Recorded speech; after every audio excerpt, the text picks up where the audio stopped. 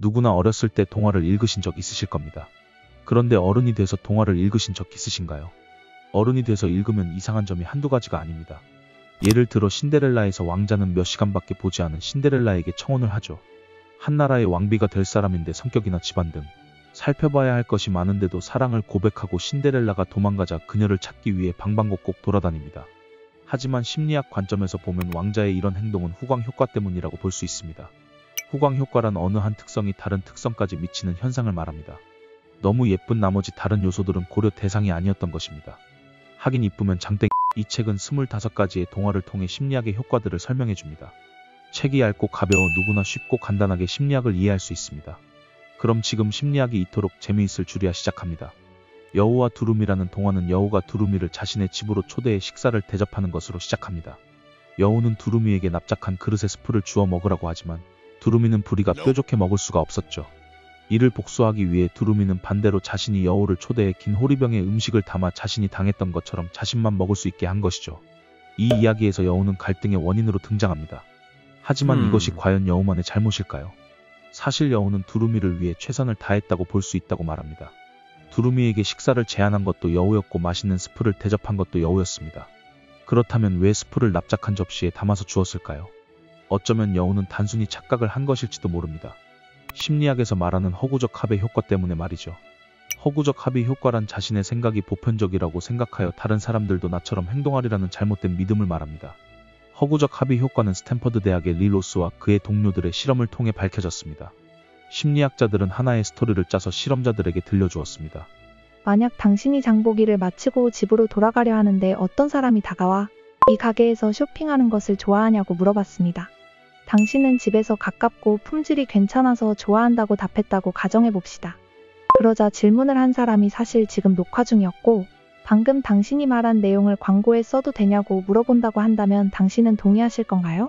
실험 참가자 중엔 이 제안을 동의한 사람들도 있었고 동의하지 않은 사람들도 있었습니다.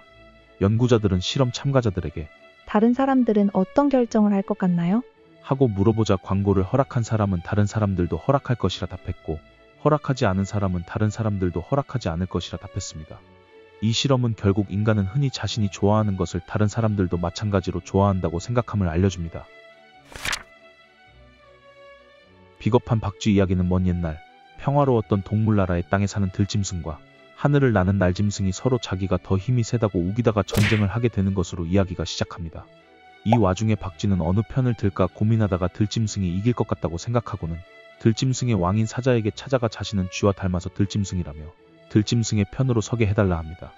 사자는 이를 허락했고 전쟁은 계속되었습니다. 날짐승들이 점점 유리해지자 박쥐는 날짐승들의 왕인 독수리를 찾아가 자신은 날개가 있으니 날짐승이라며 날짐승의 편에 서게 해달라 하죠.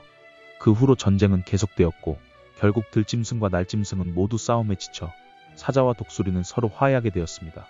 하지만 박쥐는 날짐승에게도 들짐승에게도 환영받지 못하고 동굴에 숨어 살며 밤에만 살게 되었다는 이야기입니다. 흔히들 박쥐를 배신의 아이콘으로 많이 생각합니다. 하지만 심리학 관점에서 가장 눈여겨봐야 할 점은 박쥐의 설득 기술입니다. 박쥐는 자신의 모습을 제3자가 먼저 판단하게 내버려 두지 않습니다. 사자와 독수리가 박쥐의 모습을 판단하기 전에 박쥐는 자신에 관한 특정 정보를 알려줘 설득하는데 심리학에서는 이러한 기법을 단내림 효과라고 합니다. 단내림 효과란 닻을 내린 배가 크게 움직이지 않는 것처럼 처음 제시된 정보가 기준점이 되어 판단에 영향을 미치는 것을 말합니다. 즉 모르는 걸 판단할 때 무의식적으로 처음 주어진 정보에서 크게 벗어나지 못하고 이를 기준으로 삼는다는 것입니다. 이러한 단내림 효과는 데니얼 카너먼과 아모스 트버스키의 실험으로 알려졌습니다. 실험에서 참가자들은 행운의 룰렛 돌리기를 했습니다. 이 룰렛에는 0부터 100까지의 숫자가 적혀 있는데 실제로 룰렛은 10 아니면 65 이렇게 두 숫자에만 멈추도록 미리 조작되었습니다. 룰렛을 돌리고 난 후 실험 참가자들은 다음 질문을 받았습니다. 국제연합에 가입한 아프리카 국가들은 총 몇일까요? 참가자들은 이런 지식이 없어서 거의 찍기 수준으로 대답하게 되는데 실험에서 아주 흥미로운 점이 발견됩니다. 룰렛을 돌려서 숫자 65가 나온 피실험자들의 질문에 대한 답의 평균값은 45%, 숫자 10이 나온 피실험자들의 평균값은 25%였습니다. 행운의 룰렛을 돌려서 나온 숫자가 실험 참가자들의 대답에 영향을 미친 것입니다. 정신적 닻은 무의식적으로 작용하기 때문에 광범위하게 적용 가능합니다. 대표적인 예시로 마트에서 상품 가격을 표시할 때 일부러 높은 가격을 쓴 다음 그것을 빨간 줄로 긋고 그 옆에 낮은 가격을 적어 놓습니다.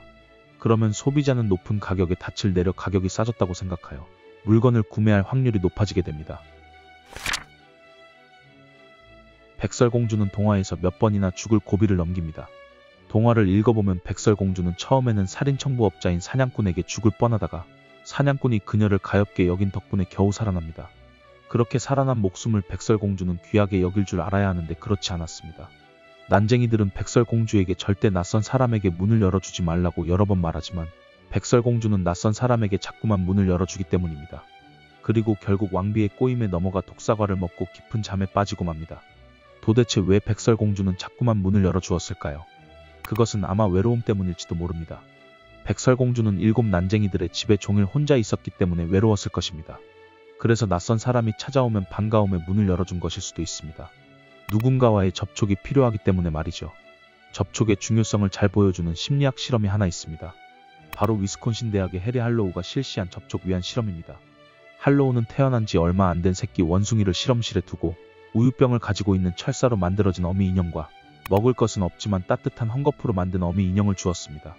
얼핏 생각해보면 생존에서 가장 중요한 것은 먹을 것이므로 새끼 원숭이는 당연히 철사로 만든 엄마에게 매달릴 것 같았습니다. 하지만 새끼 원숭이는 철사로 만든 엄마가 아니라 헝겊으로 만든 엄마를 온종일 안고 있었습니다. 심지어 배가 고플 때도 새끼 원숭이는 헝겊으로 만든 엄마에게서 떨어지지 않았습니다. 대신 철사로 만든 엄마의 가슴에 있는 우유병으로 입만 가져가 허기를 채웠습니다. 새끼 원숭이에게 매우 큰 소리를 들려주거나 무서운 기계로 위협을 가할 때에도 새끼 원숭이는 헝겊으로 만든 엄마에게 달려가 매달렸습니다. 백설공주는 어머니의 따뜻한 품을 느낄 새 없이 어린 나이에 어머니를 여의었습니다. 시녀들도 신분의 차이 때문에 백설공주를 편하게 대하기 어려웠을 것입니다. 새로 맞이하게 된 새엄마는 백설공주를 시기해서 죽이려 하고 이를 피해 백설공주는 7 난쟁이들의 집으로 도망쳤지만 난쟁이들은 아침 일찍 일하러 나갔다가 밤늦게 돌아옵니다. 그동안 백설공주는 온종일 집에 혼자 있을 수밖에 없었고 그렇기에 누군가와 접촉하고 싶어서 문을 자꾸 열어줬을지도 모릅니다. 아주 옛날에 카렌이라는 예쁘고 귀여운 소녀가 있었습니다. 카렌의 집은 가난해서 카렌은 낡은 구두를 신고 다녔습니다. 그러던 어느 날 카렌의 어머니가 돌아가셨고 카렌은 매우 슬퍼하며 어머니를 실은 관을 따라갔습니다. 그때 온화한 노부인이 타고 있는 큰 마차가 카렌의 옆으로 지나갔습니다. 노부인은 관을 따라가는 작은 소녀를 보고는 카렌을 보살피기로 했습니다. 어느 날 노부인은 카렌에게 새 구두를 사라며 돈을 주었습니다. 카렌은 마을에서 가장 큰 구두방으로 가서 가장 마음을 드는 빨간 구두를 사려 했습니다. 그때 노부인이 카렌에게 돈을 주며 세례식 때 신을 구두이니 검은색 구두를 사라고 했던 말이 떠올랐습니다. 카렌은 망설이다 결국 빨간 구두를 샀고 노부인에게 검정색 구두를 샀다고 거짓말했습니다. 노부인은 눈이 나빠 카렌의 말을 믿을 수밖에 없었습니다. 세례식 날에 카렌은 빨간 구두를 신고 교회에 갔고 세례가 끝나자 사람들은 노부인에게 카렌이 빨간 구두를 신고 있었다고 말했습니다. 그 말을 들은 노부인은 카렌에게 버럭 화를 내며 앞으로 예의에 어긋난 일은 하지 말라고 꾸짖었습니다. 그리고 교회에 갈 때는 낡았더라도 반드시 검은 신발을 신고 가라고 일렀습니다. 하지만 그 뒤로로 카렌은 빨간 구두만 신고 다녔습니다. 카렌은 구두방에 가서 빨간 구두를 보자마자 현혹되고 맙니다. 이 상황에서 노부인이 검은색 구두를 사라고 했던 말이 과연 카렌의 귀에 들어왔을까요? 그 뒤로도 교회에 갈 때는 검정 구두를 신고 가야 한다고 말하지만 카렌은 빨간 구두를 신고 갑니다. 동화 빨간 구두의 결말을 보면 카렌은 두 발목이 잘려나갈 때까지 빨간 구두를 신고 춤을 추는 형벌을 받게 됩니다. 실은 이 문제는 카렌의 문제만이 아닙니다. 우리는 하지 말라고 하면 더 하고 싶어지는 특성이 있기 때문입니다. 예를 들면 절대 보면 안 된다고 하면 오히려 더 보고 싶고 품절이라고 하면 왠지 더 사고 싶어집니다. 이런 청개구리 심보를 심리학자 브렘은 심리적 반발심이라고 불렀습니다.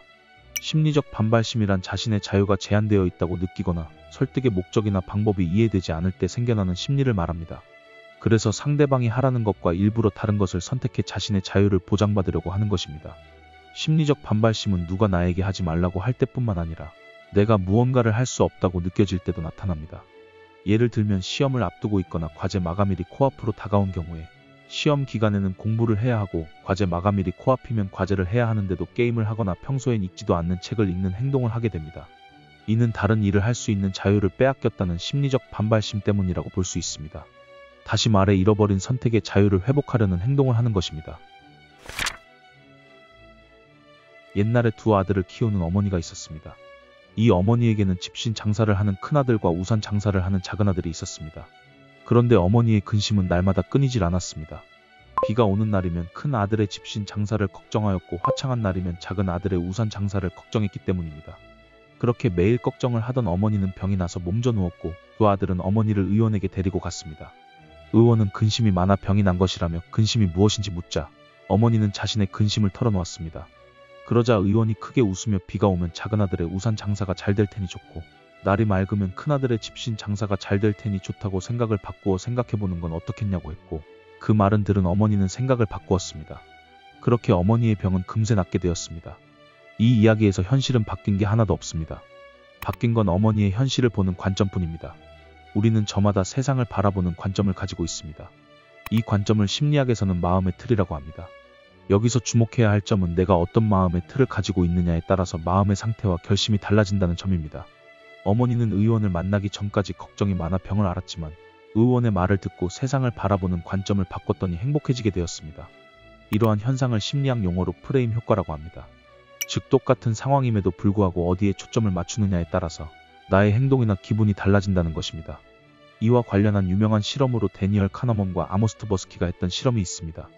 여러분이 실험에 참가했다고 가정하고 생각해 보시기 바랍니다. 당신은 한 나라의 대통령입니다. 그런데 지금 국내에 희귀한 전염병이 돌고 있습니다. 이 병을 그대로 두면 600명의 국민이 목숨을 잃게 된다. 그래서 전문가들을 모아 치료제 A와 치료제 B 두 가지 해결책을 마련했습니다. 해결책은 하나만 사용할 수 있습니다. A 치료제는 600명 중 200명을 살릴 수 있습니다. B 치료제는 600명 모두가 살 확률은 3분의 1이고 아무도 살지 못할 확률은 3분의 2입니다. 여러분이라면 어떻게 하시겠습니까? 아마 여러분은 치료제 A를 선택했을 확률이 높습니다. 왜냐하면 치료제 A는 치료제 B와 다르게 600명 중 200명을 확실히 살릴 수 있기 때문입니다. 반면 치료제 B는 확률이라는 단어 때문에 타인의 생명을 가지고 도박하는 것처럼 느껴졌을 것입니다. 실제로 이 실험에 참여한 72%의 사람들도 치료제 A를 선택했습니다. 그렇다면 이번에는 치료제 C와 치료제 D가 있다고 가정하고 둘 중 하나만 사용할 수 있습니다.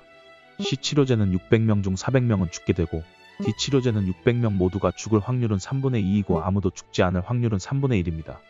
혹시 눈치채셨나요? 치료제 A와 치료제 C 그리고 치료제 B와 치료제 D는 서로 같은 내용입니다. 즉 A나 C 둘 중 무엇을 선택하든 600명에서 200명은 살지만 나머지 400명은 죽습니다. 마찬가지로 B나 D 둘 중 무엇을 선택하든 모두가 살 확률은 3분의 1이고 모두가 죽을 확률은 3분의 2입니다. 그러므로 치료제 A를 선택했다면 같은 내용인 치료제 C를 선택해야 하고 치료제 B를 선택했다면 치료제 D를 선택해야 합니다. 그런데 실험 참가자 중 78%가 치료제 C와 D 중에서 D를 선택했습니다. 살릴 수 있다와 죽을 것이다라는 관점 중에서 무엇을 제시했느냐에 따라 사람들의 반응이 달라진 것입니다. 이처럼 같은 내용이라도 어느 관점에 초점을 맞추어서 보느냐에 따라 나의 선택이 달라지는 현상을 프레임 효과라고 합니다. 이러한 프레임 효과를 잘 보여주는 탈무드 이야기가 있습니다. 유대인 학생들은 학교에서 탈무드를 공부하다가 의문이 하나 생겼습니다. 바로 탈무드를 공부하면서 담배를 피워도 되는지 안 되는지였습니다. 그래서 첫 번째 학생이 랍비에게 가서 탈무드를 공부할 때 담배를 피워도 되냐고 물었고 랍비는 안 된다고 답했습니다. 이 이야기를 전해 들은 두 번째 학생은 곧장 랍비에게 달려가 담배를 피우는 동안에도 탈무드는 읽어야 하지 않느냐고 물어봤고 랍비는 당연히 그래야 한다고 답했습니다. 이처럼 프레임 효과를 통해 우리가 얻을 수 있는 교훈은 상황은 바꿀 수 없어도 상황에 대한 나의 태도는 바꿀 수 있다는 것입니다. 오늘 영상은 여기까지입니다. 재밌게 보셨다면 좋아요와 구독 한번 부탁드리며 책의 더 자세한 내용이 알고 싶으신 분은 꼭 한번 읽어보시기를 추천드립니다. 감사합니다.